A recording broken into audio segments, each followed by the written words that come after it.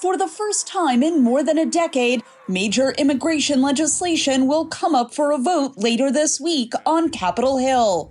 In return for Republican votes to pass aid to Ukraine, U.S. senators negotiated changes to the U.S. asylum system and border security policies. This supplemental package is a real opportunity for Congress to finally address America's borders and make progress towards a more efficient and well-resourced system. It will cut years of delay in the asylum process while ensuring fair outcomes. The bill would fund an increase in immigration detention capacity from 34,000 to 50,000.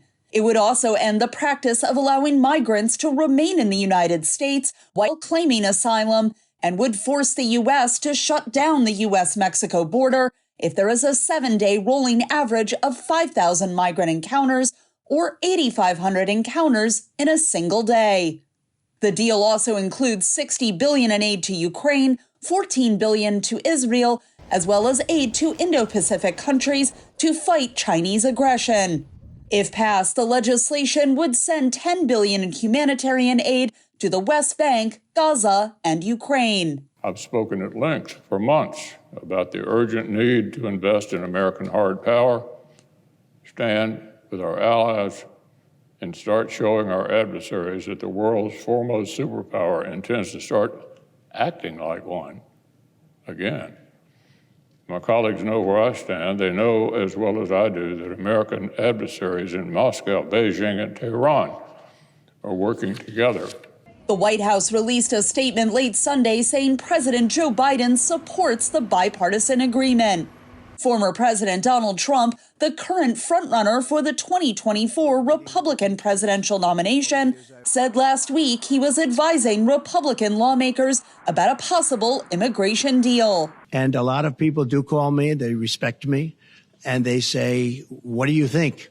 If the bill's not going to be a great bill and really solve the problem, I wouldn't do it at all. Not for political reasons, just for U.S. reasons.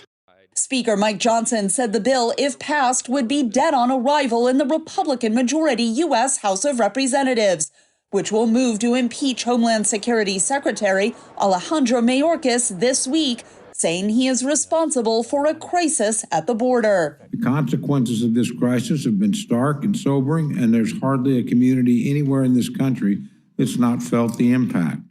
But this is, again, a crisis of choice. Those choices were made by those in power, and today the House of Representatives is stepping up and saying no more. If the bill fails passage in the U.S. House, lawmakers may need to negotiate separate legislation to send aid to Ukraine and Israel. Catherine Gibson, VOA News.